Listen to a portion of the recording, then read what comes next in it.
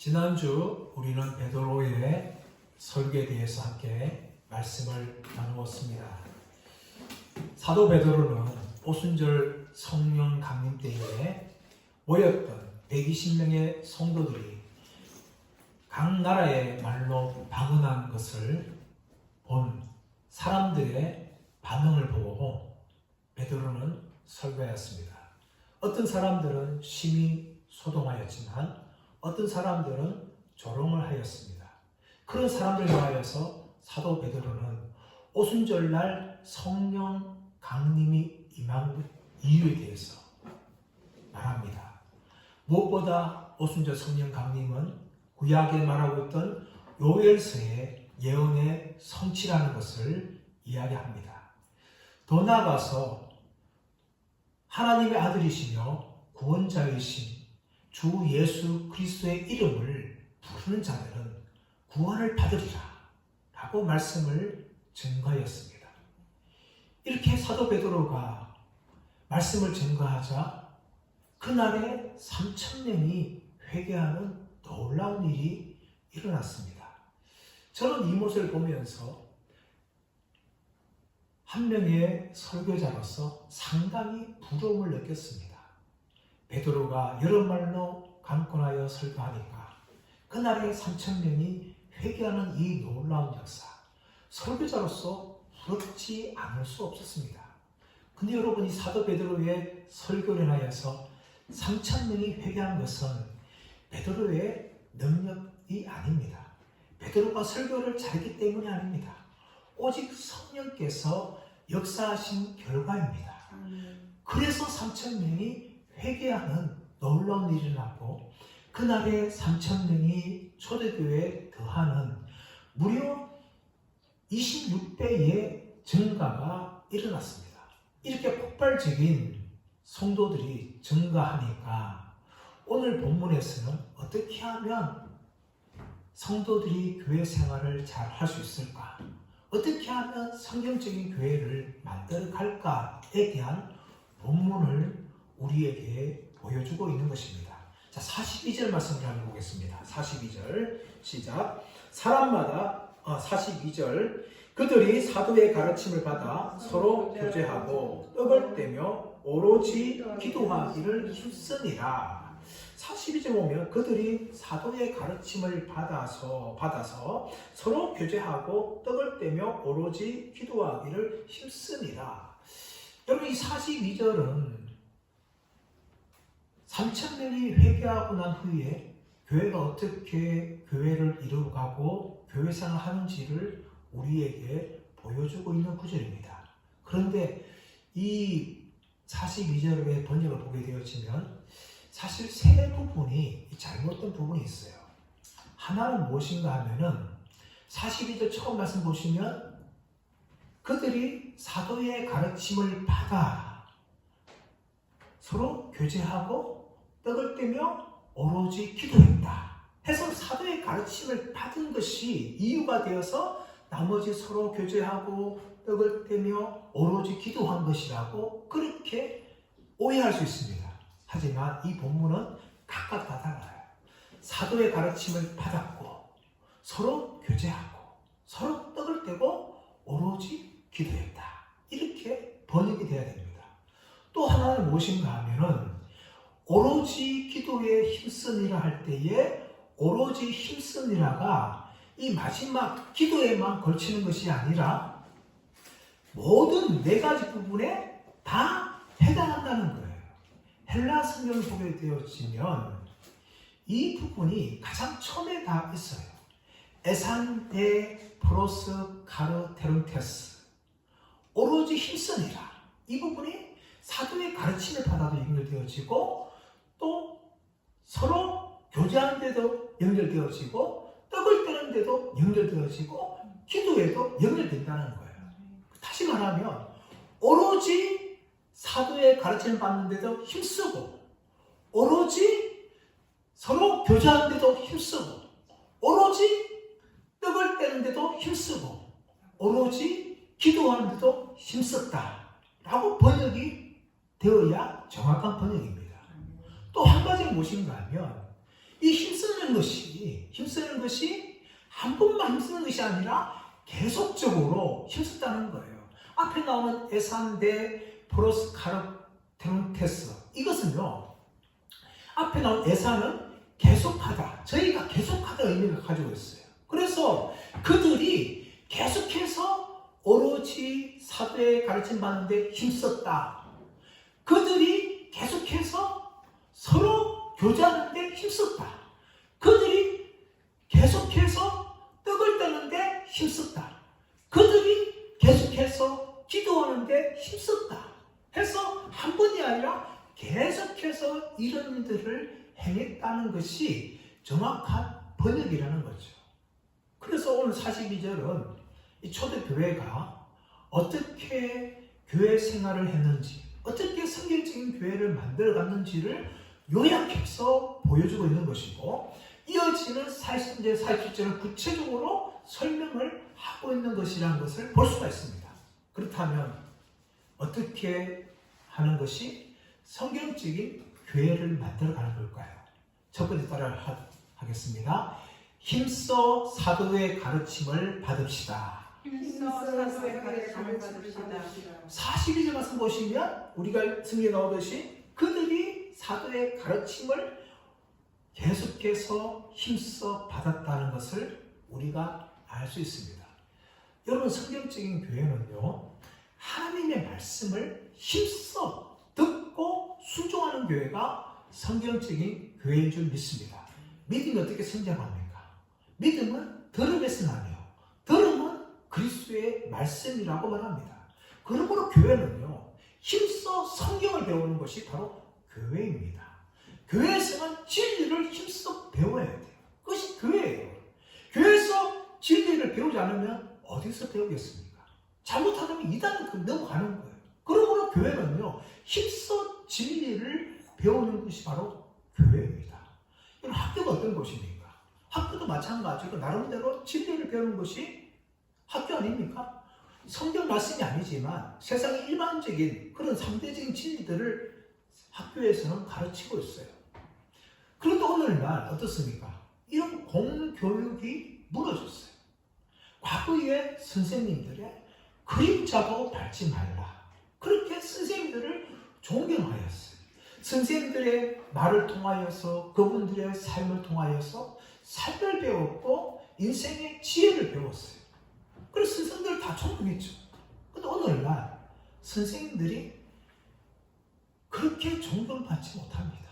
참다운 스승도 잘 발견할 수 없지만 또한 선생님들을 그렇게 학부모나 학생들이 존경하지 않아요.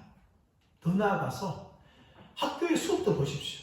아무리 선생님 가르쳐도 아이들이 집중하지 않아요. 이미 학원에 다 다니면서 선행학습을 통해서 다 배워서 오는 거예요. 그래서 학생들이 학교 뭐합니까?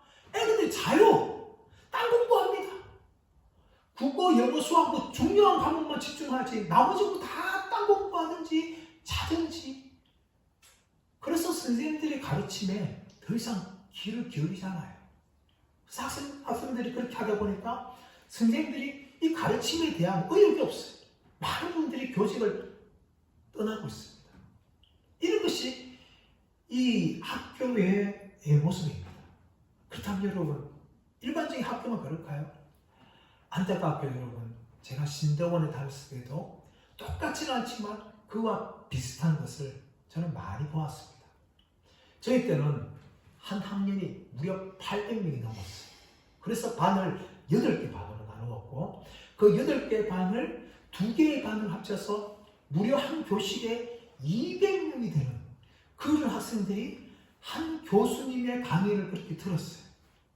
200명이 들어가 보니까 줄넘은 무려 25째 줄, 25째 줄. 그리고 옆으로는 8째 줄. 그래야 200명이 들어가요. 그런 큰 교실에 교수님이 가르치는데 이 학생들이 그러다 보니까 이 모양이 다 다릅니다. 첫째 줄부터 시작해서 5째 줄은 친여담. 교수님의 말이 나면 교수님의 침까지도 내가 맡을 정도로 집중하는 그런 친여담이 있어요.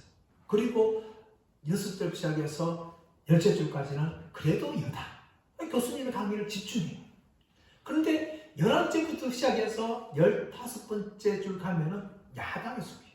이분들은 교수들의 강의를 별로 집중하지 않아요. 또 교수님들이 하면 이상한 질문을 하는 사람들이 이게 11번째, 15번째 많은 분들이 나옵니다. 그리고 16부터 시작해서 25번째 줄까지는 거의 무관심파. 교수님이 뭘 가르치든 듣지도 않아요. 제가 우연찮게 수업 시간 늦어서 뒤쪽에 앉았는데 제가 그분들 어떻게 하는지 한번 살펴보았어요. 어떤 분들은 성경을 읽는 분도 있고 어떤 분들은 다른 학과 수업에 리포트하는 분도 계시고 어떤 분들은 자는 분도 계시고 아예 어떤 분들은 기독신문을 읽는 분도 있었어요. 참 보면서 야 이게 신대원의 모습이구나. 저는 그 모습을 보았습니다. 이런 모습은 교회에서는 있어서는 안 돼요. 교회 자리가 어떻습니까? 앞에는 금자리, 은자리, 동자리, 뒤에 잠자리. 여러분 이게 올바른 교회 모습이 아니에요. 교회가 어떤 곳입니까? 진리의 말씀을 배우는 곳이 바로 교회입니다. 오늘 말씀 보시면 사도의 가르침을 계속해서 받기를 힘쓴 것이 바로 초대교회의 모습이었어요. 근데 이 사도의 가르침이라는 것이 헬라 성경 도해되어지면 테디다케 톤 아포스톨론이라고 이야기합니다. 이것은 무엇이 말하는가 하면 사도들의 가르침이라는 것이죠. 오늘 번역에서는 사도의 가르침이라고 이야기하고 있지만 정확하게 번역하자면 사도들의 가르침을 받은 거죠. 물론 우리가 앞에서는 베드로의 설교가 나오지만 초대교회 안에 12사도가 있었어요. 그래서 12사도들이 다 가르쳤습니다. 성도들은 그 12사도들의 가르침을 받았는데 분명히 가르친 사람은 12명의 복수죠. 사도들이에요. 그런데 가르침이라는 것은 디다케, 단수를 사용합니다. 왜 그럴까요? 12명의 사도들이 하나의 동일한 가르침을 가르쳤기 때문에 가르침이란 단수를 사용한 거예요. 그 가르침이 무엇이었을까요? 베드로의 설교에 이미 나왔습니다. 예수 그리스도에 대해서 가르친 거예요.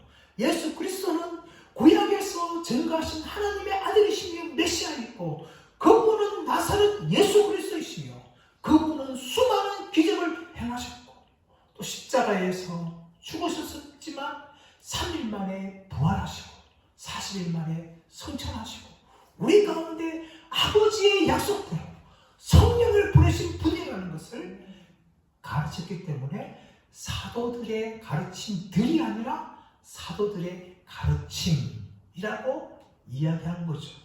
그들은 복음을 가르쳤고 또 복음을 통해 어떻게 살아갈 것인지에 대해서 말씀을 가르쳤기 때문에 동일한 하나의 가르침으로서 가르침들이 아니라 디다케 가르침이 된 것입니다. 자, 그렇다면 이 사도들은 어떻게 이런 가르침을 가질 수 있었을까요? 그 이유는 무엇인가 하면 그들도 제자들로서 학생들로부터 예수님께로부터 가르침을 들었기 때문입니다. 그들은 3년 동안 예수님을 따라다니면서 예수님 발 아래에서 군중을 향하여서나 또 제자들을 향하여서 가르칠 때 그 말을 그들은 직접 들었던 사람들입니다. 또한 예수님이 행하신 수많은 기적들을 자신의 눈으로 보았어요. 또 예수님의 십자가의 죽으심과 부활과 성천에 대해서 그들은 직접 경험하고 보았던 사람들입니다. 그러므로 그들의 가르침은요, 단지 남에게 들은 것이 아니라 직접 자신의 눈으로서 보고 귀로서 들었던 가르침을 초대교회 성도들에게 가르친 것입니다. 이것이 그들의 가르침이에요. 그러므로 교회는요, 어느 위에 서는가 하면 사도들의 가르침 위에 서진 것이 바로 교회입니다. 사도 바울은 에베소서 2장 10절에서 너희는 사도들과 선지자들의 터 위에 세우심을 입은 자라 그렇게 말하고 있습니다. 너희가 누구예요? 에베소 성도들입니다. 에베소 교회가 어디에 있는가 하면 사도들과 선지자들의 터 위에 세워진 것이다. 다시 말하면 구약에서 선지자들이 전도했던 그 메시아신 예수 그리스도를 동일하게 사도들이 증거했는데 그들의 터 위에 너희들이 세움받은 자들이다 라고 이야기합니다. 여러분, 이것이 교회예요. 근데 오늘날 다른 예수의 길을 기운 사람이 참 많습니다. 이단들이 넘어가고 또 미혹된 가르침에 넘어가서 사도들이 전도했던 이 복음, 성경한 이 예수 그리스도를 배우고 듣는 것이 아니라 다른 예수에 대해서 관심을 가지고 있다가 미혹되고 잘못된 길로 가는 사람들이 참 많습니다. 사랑하는 여러분, 오직 사도들의 가르침이 예수 그리스도에게만 집중하시길 바랍니다. 오직 성경에만 집중하시기 바랍니다. 말세가 되면 사람들이 귀가 가리워서 다른 교훈을 듣는다고 말하고 있어요. 지금도 수많은 이단들이 믿는 자들조차 미혹하는 이때에 저와 여러분은 오직 사도들의 가르침만을 힘써 배우는 분들 되시기를 예수의 이름으로 축원합니다. 두 번째, 초대교회는 힘써 서로 교제하는 교회였어요. 우리가 42절 말씀 보시면 서로 교제하고 라고 이야기합니다. 그렇다면 이 교제란 단어는 헬라 성경으로 코이노니아, 교제하다, 사귀다. 그런데 이 코이노니아가 어디서 왔는가 하면 코이노스, 공동이라는 단어에서 온 단어예요. 교제하다. 근데 이 교제가 무엇일까요? 이 교제는 성삼위 하나님에 대한 믿음으로 말미암아 누리는 교제입니다. 다른 교제가 아니에요. 요한 1서 1장 3절 말씀 보시면 사도 요한은 우리의 사귐은 아버지와 그 아들 예수 그리스도를 더불어 누림이라 라고 이야기하고 있어요. 다시 말하면 그리스도인들의 교제는요, 무엇보다 하나님, 성삼위 하나님과의 교제입니다. 하나님과의 관계를 누리는 거죠. 그리고 그 관계 속에서 관계를 누리는 믿음의 성도들이 동일한 이 교제를 가지고 함께 나와서 교제하는 것이 바로 이 성도들의 교제예요. 이런 측면을 봤을 때 오늘날 교회에서 말하는 코이노니아는 상당히 성경이 말하는 코이노니아와 굉장히 거리가 멀다는 것을 느껴요. 여러분, 성도들이 교회에 와서 하는 교제가 뭡니까? 진짜 하나님과의 만남, 내가 만난 하나님, 내가 경험한 복음, 내가 경험한 은혜, 내가 경험한 기도 응답의 체험, 이런 것을 나눕니까? 아니면 자식 이야기, 건강 이야기, 노후 이야기, 사업 이야기, 공부 이야기, 정치 이야기, 어떤 걸 나눠요? 오늘날 코이노니아를 하는 말하면서 성도들 가운데도 정말 하나님과 관계되고 우리의 믿음과 관계된 그런 교제가 아니라 세상 사람들이 하고 있는 그런 말들을 교회에서 교제라고 나누고 있어요. 이것은 교제가 아니에요. 교제는, 성경이 말하는 교제는 무엇인가 하면 하나님과 그 믿음에 대한 교제입니다. 내가 만난 하나님이 어떤 분인지, 내가 체험한 은혜가 무엇인지, 내가 경험한 말씀이 무엇인지, 내가 응답받은 기도가 무엇인지, 성삼위 하나님과 그분이 나에게 행하신 일에 대해서 나누는 것이 교제예요. 교제. 초대교회는 그런 교제를 나누었어요. 여러분, 그런데 오늘날 안타깝지만 교제라고 하는 것이 성경이 말하는 교제가 아니라 세상 교제가 얼마나 많습니까? 더 나아가서 초대교회는요, 정말 이 교제만 누리는 것이 아니라 그들은 물질적으로도 이 사귐의 관계를 가졌습니다. 우리 44절, 45절 말씀 읽어보겠습니다. 시작. 믿는 사람이 다 함께 있어 모든 물건을 서로 통용하고 또 재산과 소유를 팔아 각 사람의 필요를 따라 나누어 주며. 그들은 믿음만 나누고 마음만 나눈 것이 아니었어요. 무엇까지 나누었어요? 물질까지 나누었어요. 물질을 나누는데 믿는 사람이 다 함께 있어 모든 물건을 서로 통용하고 또 재산과 소유를 팔아 각 사람의 필요를 따라 나눠주며. 그럼 여기에서 무엇이 나왔는가 하면 공산주의가 나왔습니다. 공산주의. 공산주의는 여기에 말하는 짝퉁이 짝퉁. 공산주의 뭡니까? 아예 사유재산이 없죠. 사유재산이 없고 그냥 국가에서 나눠주는데 먹고 사는 게 공산주의입니다. 근데 여러분 이 말하고 있는 것이 사유재산 없는 게 아니에요. 여러분. 더 나아가서 수도원도 아닙니다. 수도원이 뭡니까? 자신이 재산을 다 교회에 바쳐가지고 그것을 다 공동으로 모은 후에 각기 똑같이 재분배하는 그런 수도원 모습도 여기와 다릅니다. 오늘 말씀 보게 되어지면 이 초대교회 안에는 이미 각자의 사유재산이 있었어요. 사유재산이 있었지만 그것을 가지고 각 사람 필요를 따라 나누어 준 것이 바로 이 교회의 모습인데 그들이 나누어 준 것이 뭡니까? 1차적으로는 그들의 재산과 소유였습니다. 44절 말씀 보시면 모든 물건을 통용했다라고 이야기해요. 이 모든 물건 안에는 무엇보다 물질적인 게 있죠. 그 물질적인 것이 45절에 나오는데 재산과 소유를 팔았다. 이 재산이라는 것은 경작할 수 있는 토지를 말합니다. 소유라는 것은 토지 외에 재산을 말하고 있는데 이런 재산과 소유를 팔아서 각 사람의 필요를 따라 나누어 주었다. 이것은 강제적이 아니에요, 여러분. 자발적으로 자신의 재산과 소유를 각 사람 필요를 따라 나누어 준 거죠. 그리고 이 팔았다는 이 단어가요.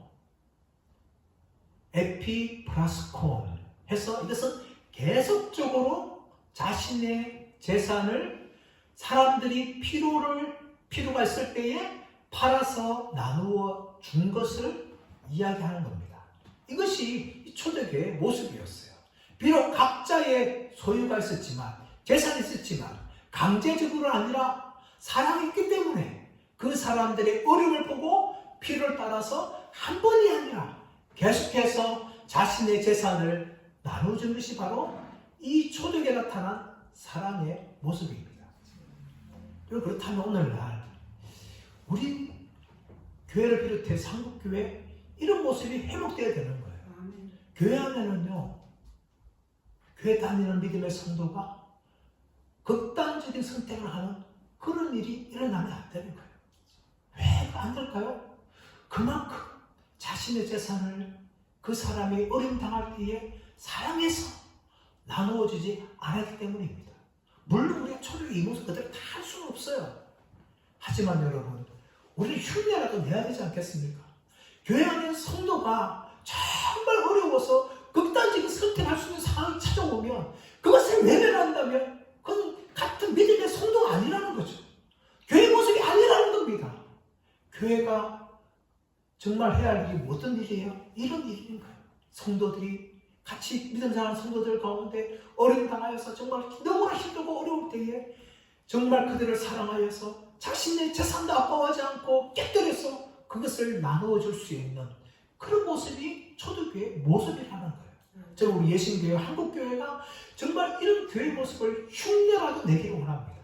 교회 예산을 가지고 물론 세계 선교도 해야 되고 정말 사회적으로도 많은 일을 해야 합니다. 하지만 여러분 교회 안에 성도들이 어려움 당할 때 정말 그들 향하여서 손을 내밀 수 있어야 돼요. 구제도 할 수 있어야 됩니다. 또 다음 세대 학생들을 향하여서 자금도 내려야 돼요. 이것이 교회가 할 일입니다. 초대교회는 바로 그런 교회였습니다. 강제적으로 아니었지만 자발적으로 성도를 사랑하여서 자신의 제일 아까워하는 그 재산마저도 깨뜨려서 그런 사람들에게 나누어지는 것이 바로 이 초대교회의 모습이었다는 것을 볼 수가 있습니다. 세 번째 초대교회는 어떤 그 교회였을까요? 힘써 예배하기를 좋아했던 교회가 바로 초대교회였습니다. 우리 46절, 47절 함께 읽겠습니다. 시작. 날마다 마음을 같이하여 성전에 모이기를 힘쓰고 집에서 떡을 떼며 기쁨과 순전한 마음으로 음식을 먹고 47절 보니까 하나님을 찬미했다라고 이야기합니다. 이 초대교회는 힘써 하나님을 예배하기를 계속했던 교회였습니다. 여러분 예배를 계속한다는 건요 은혜가 없으면 할 수 없는 거예요. 여러분 은혜가 떨어진 사람들의 특징을 보고 은혜가 충만한 사람들의 특징을 보게 되면 여러 가지가 있지만 그 중에 한 가지가 무엇인가 하면 은혜가 충만할 때는 예배드리기를 너무나 사모한다는 거예요. 그것이 여러분 은혜 충만한 사람이 나타나는 특징입니다. 반대로 여러분 은혜가 떨어지면요 예배를 별로 좋아하잖아요. 교회 가기를 별로 좋아하잖아요. 근데 오늘 말씀 보게 되시면 이들은 어떻습니까?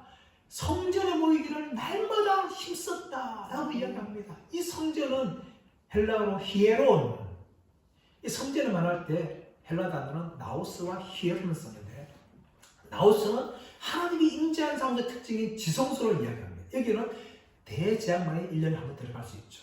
그런데 이 나우스 외에 나머지 지역을 성전들과 성전 경내를 히에론, 성전 건물 중심을 이야기하는 히에론 단어를 쓰고 있는데 이 초대교회 성도들은 성전 한 교회에서 모이기를 날마다 힘쓰고 하나님을 예배하기를 즐거워했다는 것입니다. 그것이 바로 성령 충만한 사람들, 은혜 받은 사람들의 특징이죠. 이렇게 그들은 성전 안에서만 힘썼지만 그러나 46절에 와서 보시면 집에서 떡을 뗐다 라고 이야기합니다. 집에서 떡을 뗐다. 이 집에 뗐다는 것은 집에서라는 것은 집집마다 집에서 집으로 라는 의미예요. 하나의 집에서만 열심히 모인 것이 아니라 돌아가면서 어느 집에 매일매일 찾아가면서 그것을 모일 때마다 그들은 힘써 예배했는데 두 가지를 하는죠. 떡을 떼며 기쁨과 순전한 마음으로 음식을 먹었다 라고 이야기합니다. 이 떡을 뗐다는 것은 성찬을 이야기할 때 사용된 단어입니다. 고린도전서나 또 복음서에서 예수님께서 최후의 만찬을 가질 때에 예수님 떡을 떼줄 때에 그 성찬을 행하는 것이 바로 여기에 나오는 떡을 뗀다라는 단어입니다. 초대교회 성도들은 집에서 모일 때마다 뭐 했어요? 예수님의 십자가의 죽으심과 부활을 기념하면서 그들은 날마다 성찬을 거행했다는 겁니다. 물론 마음대로 한 것이 아니라 사도의 가르침을 받았어요. 이미 사도의 가르침을 받아서 교회가 정한 대로 그들 그렇게 힘써 가정에서도 떡을 떼며 교제했다는 거예요. 더 나아가서 뭡니까? 기쁨과 순전한 마음으로 음식을 먹었다. 이것은 사랑의 식사, 애찬을 말하죠. 초대교회 안에도 부자가 있었지만 가난한 사람들이 정말 많았습니다. 또 종도 많고 노예도 많았죠. 그러다 보니까 그들은 먹을 음식이 없어요. 어디서 볼 수 있는가 하면 성도들이 모여서 맛있는 반찬할 때 그들은 마음껏 먹을 수 있더라고요. 그렇게 배려하면서 사랑의 식사를 함께 나누었습니다. 그렇게 그들은 집에서도 떡을 떼며 교제하면서 예배드렸고 또 성전에서 모여서 힘써 모이기를 힘썼던 것이 바로 초대교회였습니다. 그뿐만 아니라 42절 하반절에 말한 것처럼 그들은 오로지 기도에 힘썼다라고 이야기하는 거죠. 기도라는 이 단어는 복수입니다. 복수. 기도들이에요. 오로지 기도들을 하기를 힘썼다. 온갖 종류의 기도 다 한 거죠. 합심 기도도 하고 중보 기도도 하고 여러 가지 외침 기도도 하고 더 나아가서 전화 기도도 모이고 수요 기도도 모이고 새벽 기도도 모이고 그렇게 모든 기도할 수 있는 순간마다 기도 제목들마다 각자의 기도를 놓고 그렇게 부르짖으면서 그들은 기도했습니다. 이것이 바로 초대교회가 보여주고 있는 성경적인 기도의 모습이죠. 네 번째로 초대교회는 전도하는 교회였습니다. 43절 가서 볼까요? 43절 시작. 사람마다 두려워하는데 사도들로 말미암아 기사와 표적이 많이 나타나니. 사람마다 두려워하는데 사도들이 기사와 표적이 많이 나타나니. 이 기사와 표적이 나오죠. 기사는 세메이요. 이 세메는 우리가 요한복음에 많이 등장했어요. 흔히 표적으로 이렇게 번역이 된 거죠. 오늘 말씀에 나오는 표적은 베라타라는 단어인데 이것은 사람들을 두려워하게 하는 기적입니다. 그래서 43절 말씀 보시면 뭐가 나타나요? 사람마다 두려워하는 거죠. 왜 두려워하냐면 사도들로 말미암아 기사와 표적이 많이 나타나니까 그 보면서 사람들이 두려움을 가지게 되는 거죠. 이 두려움의 결과가 어떻게 될까요? 두려워하니까 예수님께 나오는 겁니다. 근데 여러분 물론 기사와 표적이 많이 나타나서 사람들이 예수님께 나오는 것은 결코 아닙니다. 예수님이 얼마나 많은 기적을 행하였습니까? 근데 그들은 예수님을 믿지 않습니다. 사도들이 앞으로 얼마나 많은 기적과 표적을 행하지만 믿지 않아요. 표적과 기사가 나타난다 해서 다 믿는 건 아닙니다. 하지만 이 표적과 기사는 하나님의 능력을 보여주는 것이기 때문에 이것이 전도의 통로가 될 수가 있는 겁니다. 여러분, 복음이 전거지는 것마다 이런 표적과 기사가 나타나고 있어요. 지금도 선교지마다요, 귀신이 떠나가고 병자가 고침받고 무당이 회개하고 안전병이 일어나고 눈 못 본 사람 눈 뜨는 이런 역사들이 지금도 일어납니다. 여러분. 우리나라의 초대교회 이 복음 선교 현장에서도 나타났어요. 여러분. 우리나라가 최초로 파송한 선교사가 이제 제주도 간 선교사인데 이분을 통하여서 복음이 전거될 때에 귀신이 떠나가는 그런 일이 났어요. 또 최건덕이라는 목사님 통하여서 죽어간 사람들이 살아나는 그런 놀라운 일들이 우리나라의 초기 선교 현장에 나타났던 것입니다. 그럼 여러분, 이 기사와 표적은요, 오늘날 교회도 나타나야 돼요. 안타깝지만 오늘날 교회가 너무 성령의 능력이 없어요. 그래서 기사와 표적을 보기가 참 힘듭니다. 교회가 능력이 사라지니까 이런 능력이 나타나지 않는 거예요. 하나님께서 지금도 살아계셔서 얼마든지 이런 일을 행할 수 있는데 이런 일들이 일어날 때에 많은 사람들이 회개하니까 나오게 된다는 겁니다. 그뿐만 아니라 47절 말씀 보시면 온 백성에게 칭송을 받으니 주께서 구원받는 사람을 날마다 더하게 하시리라. 온 백성에게 칭송을 받았어요. 칭송받았어요. 칭송 뭡니까? 칭찬받은 거죠. 칭찬받았어요. 근데 왜 초대교회를 칭찬받았습니까? 무엇보다 그들은 날마다 성전에 모이기를 힘썼고 또 집집마다 모여서 서로 떡을 떼며 교제하였습니다. 그뿐만 아니라 뭡니까? 그들은 자신의 물질을 재산을 가지고 아까워하지 않고 힘들고 어려운 사람을 향하여서 자발적으로 자신의 물질을 나누어 주었습니다. 초대교회에는 수직적인 하나님과의 관계와 수평적인 사람들과의 관계가 너무나 잘 이루어졌습니다. 근데 이런 모습을요, 불신자들이 보니까 너무 감동받는 거예요. 어떻게 저들은 자신의 재산을 아까워하지 않고 저렇게 사랑하여서 사람들에게 나눠줄 수 있는가 하면서 보면서 감동받으니까 교회를 향하여 칭찬하는 거죠. 그뿐만 아니라 주께서 구원받는 사람을 날마다 더하게 하시니라. 주께서 구원받는 사람을 날마다 더하게 하시니라. 이미 3,000명이 회개하고 예수님께 돌아온 놀라운 일이 났는데 그것은 끝난 것이 아니라 초대교회는 주께서 구원받는 사람을 하루가 아니라 날마다 더하게 하시는 이런 일들이 초대교회 가운데 나타난 거죠. 이렇게 구원받는 사람, 더하는 사람은 누가 행하신 겁니까? 주님이 행하신 거예요. 주님이. 주님께서 교회에 구원받는 사람을 날마다 더하신 것이죠. 누구를 더하였습니까? 구원받는 사람을 더한 거예요. 한번 교회가 어떤 곳인지 방문하고 또 전도 집회 때 한번 교회에 와서 앉아있는 그 정도가 말한 것이 아니라 구원받는 사람들, 예수를 그리스도라고 부르는 사람들 주님이 더하신 것이죠. 그런데 언제 더하십니까? 날마다 더한 거죠. 날마다.